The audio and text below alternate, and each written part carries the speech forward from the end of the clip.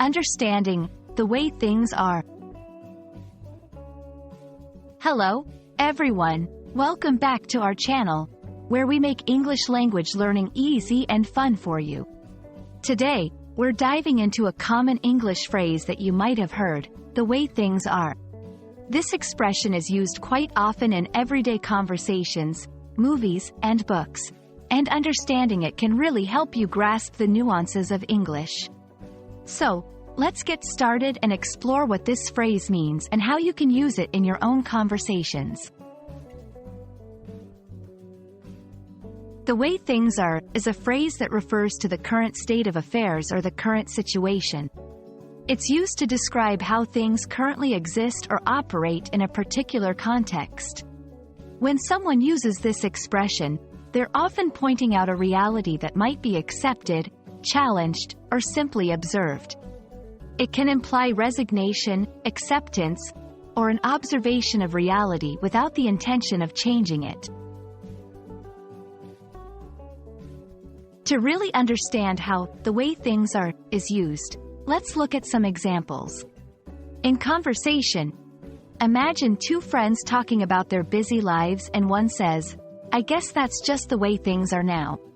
We're all so busy." Here, the phrase expresses acceptance of their current busy schedules as a normal part of life.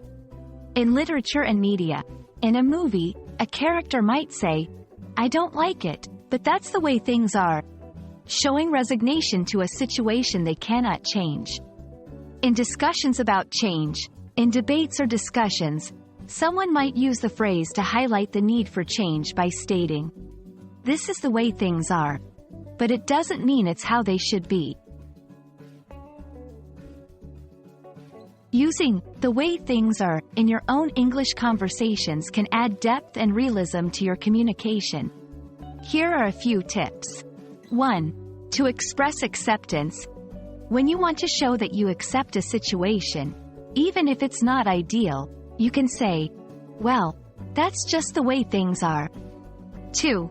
To highlight a need for change.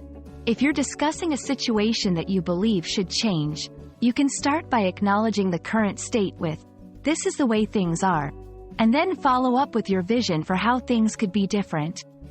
3. To reflect on reality. Use this phrase when you want to make an observation about the state of affairs, especially in reflective or philosophical discussions. That's all for today's video on the phrase, the way things are. We hope this explanation helps you understand not just the meaning of the phrase but also how you can use it to communicate more effectively in English. Remember, language is not just about grammar and vocabulary. It's about expressing ideas, emotions, and realities. Keep practicing. And don't hesitate to use the way things are in your conversations to sound more like a native speaker. Thank you for watching, and see you in our next video.